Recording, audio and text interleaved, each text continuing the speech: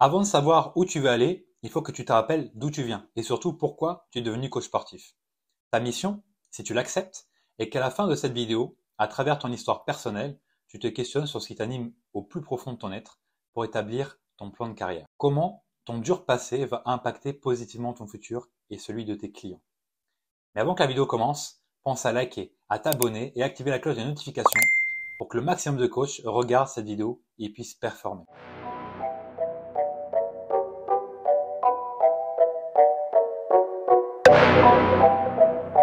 Salut, c'est Gary, bienvenue sur la chaîne YouTube de l'école des coachs. Aujourd'hui, je vais te faire réfléchir concernant ton pourquoi, ton why. Aujourd'hui, le panel de choix et d'opportunités qui s'offre à nous est plus important que jamais. Néanmoins, cette liberté apparente peut être source de stress, surtout quand on n'a pas d'indication claire pour nous guider dans nos choix. Surtout qu'il faut ajouter à cela les injonctions à être heureux, à être libre ou faire ce qui nous plaît vraiment. Ces dernières sont d'ailleurs parfois plus des contraintes et une pression sociale qu'un réel encouragement à trouver sa voie. En quoi le pourquoi est important? En fait, sans véritable pourquoi, tu ne peux pas vivre de coaching. Idem, si ton pourquoi n'est pas assez fort pour toi, lorsque tu auras des doutes ou une mauvaise passe, tu abandonneras plus facilement le coaching. C'est pour ça que 80% des coachs échouent. Il est donc essentiel pour toi de trouver ton pourquoi. Pourquoi tu fais ça? Sois le plus précis possible. Utilise les bons mots, ceux qui te parlent le mieux. Dans la culture japonaise, on appelle ça l'ikigai et ça conditionne tout chemin de vie car le but est de trouver ta raison de vivre, ta raison d'être via une réflexion profonde, sincère et pertinente sur soi et sur le monde autour de toi. Iki veut dire vie ou vivre et gai signifie valeur ou vaut la peine.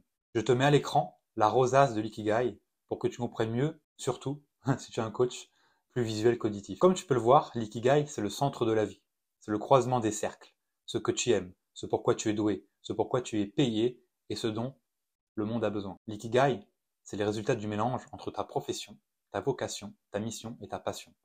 Une fois que tu l'auras trouvé, tout paraîtra tellement plus simple dans ta vie. Attention, néanmoins, à ne pas te retrouver dans les 4 triangles que tu vois, au risque de te sentir inutile, précaire, incertain, et de ressentir un sentiment de vide.